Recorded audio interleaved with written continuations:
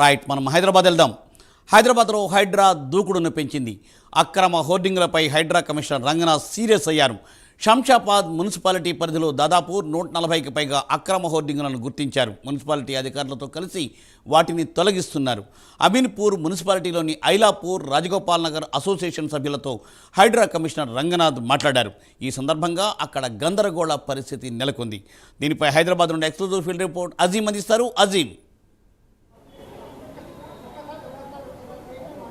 Thank you మూర్తి. కొద్ది రోజులుగా ఏదైతే దూకుడు తగ్గించినట్టు హైదరాబాద్ మరోసారి రంగంలోకి దిగిందని మనం చెప్పుకోవచ్చు. ఏదైతే శంషాబాద్ పరిధిలోని జాతీయ రహదారి అయినటువంటి హైదరాబాద్ నుంచి బెంగళూరు వెళ్ళేటువంటి జాతీయ రహదారి ఏదైతుందో ఆ రహదారిపై ఏదైతే అక్రమ ప్రకటనలకు సంబంధించినటువంటి హోర్డింగ్స్ ఏవైతే ఉన్నాయో ఆ హోర్డింగ్స్ అన్నింటినీ కూడా ఏదైతే ఈరోజు హైడ్రా కూల్చివేసిందని మనం చెప్పుకోవాలి. ఏదైతే అంటే గవర్నమెంట్కి వచ్చినటువంటి ట్యాక్సెస్ ఏవైతే ట్యాక్సెస్ కట్టకుండా కూడా ఓవరాల్గా ఆ శంషాబాద్ మున్సిపాలిటీ పరిధిలో సుమారు 140కి పైగా ఏదైతే అక్రమ అడ్వర్టైజ్మెంట్కి సంబంధించిన హోర్డింగ్లను నిర్మించడం జరిగింది. సో దీనికి సంబంధించి మున్సిపాలిటీ అధికారులు ఏం చేస్తున్నారని చెప్పి హైడ్రా కమిషనర్ రంగనాథన్ సీరియస్ అయినట్టు కూడా మనకు తెలుస్తుంది. సో ఓవరాల్గా అక్కడ ఉన్నటువంటి మున్సిపల్ అధికారులతో పాటు పోలీసుల పర్యవేక్షణలో ఏదైతే హైడ్రా అక్కడ ఉన్నటువంటి 140కి సంబంధించినటువంటి ప్రకటనల హోర్డింగ్లన్నింటినీ కూడా కూల్చివేసిన పరిస్థితి మనం చూసాం. సో ఓవరాల్గా అయితే హైడ్రా కమిషనర్ అయితే చాలా సీరియస్ అయ్యారు. ఎందుకంటే గవర్నమెంట్కి ట్యాక్సెస్ కట్టకుండా నాయకులు అండదండతో వాళ్ళు ఉండడం, ఇక్కడ ఉన్నటువంటి అధికారులు ఏం చేస్తున్నారు, ఎందుకు ఇన్ని రోజుల నుంచి గ్రహించలేదని చెప్పి ఎవరో మనకు ఫిర్యాదులు చేసేంత వరకు కూడా ఎక్కడ అక్రమ నిర్మాణాలు ఉన్నాయి, ఎక్కడ అక్రమ కట్టడాలు కడుతున్నారు, హోర్డింగ్స్ గవర్నమెంట్కి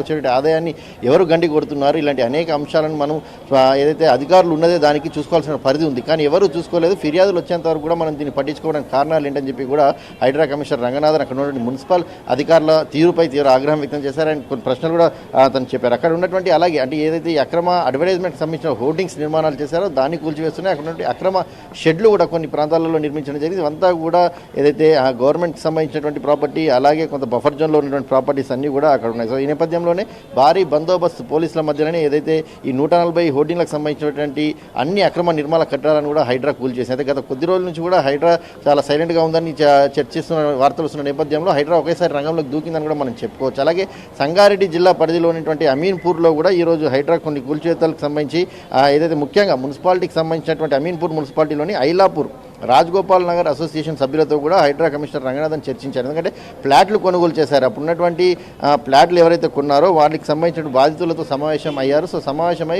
అసలు ఎప్పుడు కొన్నారు, ఎందుకు కొన్నారు, ఎలా కొన్నారు, అసలు దీనికి సంబంధించినటువంటి వివరాలు అడిగి తెలుసుకునే క్రమంలోనే హైకోర్టుకు సంబంధించినటువంటి సీనియర్ న్యాయవాది అయినటువంటి ముఖ్యం అక్కడికి చేరుకున్నారు. సో అటు అక్కడ ఉన్నటువంటి అసోసియేషన్స్ కావచ్చు అలాగే అక్కడ ఉన్నటువంటి సభ్యులతో మాట్లాడే సమయంలో ముఖ్యం కలుగజేసుకున్నారు. సో దీంతో హైడ్రా కమిషనర్ అలాగే ఈ న్యాయవాది ఇద్దరి మధ్యలో కూడా మాట పెరిగి వాగ్వాదం కూడా చోటు చేసుకుంది. సో ఇద్దరి మధ్యలో చోటు చేసుకున్న సమయంలో అప్పుడు హిందీ ఆతా నియాతా అని చెప్పి ఏదైతే ముఖ్యం హైడ్రా కమిషనర్ని ప్రశ్నించడం, సో మీరేం చెప్పాలో చెప్పండి, అంతకుమించి ఎక్కువ మాట్లాడమని చెప్పి అటు రంగనాథన్ కూడా అటు ఆ న్యాయవాదిపై సీరియస్ అయినటువంటి పరిస్థితి మనకు కనిపిస్తుంది. సో ఓవరాల్గా మనం చూసినట్టయితే హైడ్రా మరొకసారి రంగంలోకి దిగిందని చెప్పుకోవాలి. దీంతో పాటు మనం చూసినట్టు చెరువుల్లో వ్యర్థాలను డంప్ చేస్తున్నటువంటి టిప్పర్లను కూడా హైడ్రా సీజ్ చేసిందని మనం చెప్పుకోవాలి. ముఖ్యంగా ఏ కారణంటే ఇది ఇతర వ్యర్థాలను అక్రమ డంపింగ్పై కఠిన చర్యలు కూడా తీసుకుంది. అంటే ఎవరైతే చెరువుల్లో కావచ్చు, నాలల్లో కావచ్చు, ఏదైతే చెత్తను తీసుకొచ్చి ఆ టిప్పర్లన్నీ కూడా దాంట్లో ఏదైతే వేసి వెళ్ళిపోతున్నాయి. సో దీంతో అక్కడ ఉన్నటువంటి ప్రాంతం అంతా కూడా మొత్తం వాతావరణమే మారిపోతుంది. సో ఈ నేపథ్యంలో అలాంటి దానిపైన కూడా అక్కడ హైడ్రాకి సంబంధించినటువంటి డిఆర్ఎఫ్కి సంబంధించినటువంటి వారు కూడా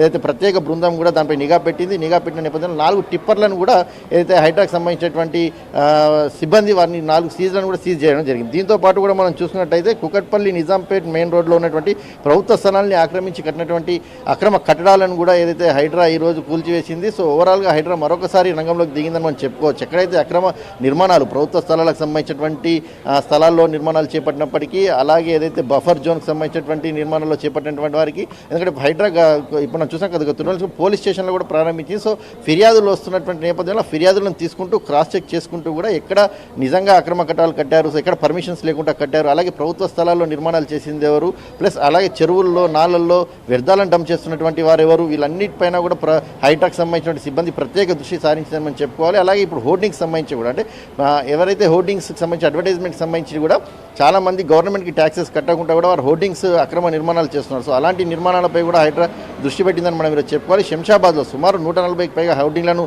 కూల్చేయడమే ఇందుకు నిదర్శనం. సో ఇలాంటి అంశాలు అనేక ఫిర్యాదులు కూడా వస్తున్నాయని చెప్పి కూడా తను చెప్తున్నారు. సో ఈ నేపథ్యంలోనే హైడ్రా మరొకసారి రంగంలోకి దిగిందని మనం చెప్పుకోవచ్చు. Murthy, thank you Azeem. Thanks for exclusive field report.